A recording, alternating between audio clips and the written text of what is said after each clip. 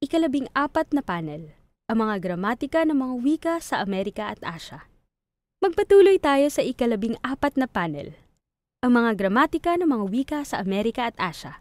Ang Introductiones Latinae ay nag-iwan ng marka sa mga gramatika ng mga wika ng etnolinguistikong pangkat sa Amerika at Asya, na isinulat ng mga misyonero sa pagitan ng ikalabing-anim at ikalabing-walong siglo, na nagpalagay na ang katekismo ay kailangan isagawa sa mga katutubong wika ng bawat nasabing pangkat.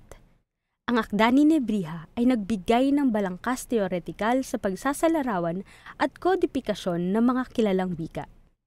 Gumamit ang mga misyonero ng gramatika ni Nebrija para ipaliwanag ang mga wikang magkakaiba, gaya ng Chibcha at Chagua at Saliba sa Colombia, Nahuatl, Zapotec o Huastec sa Mexico o Quechua sa Peru.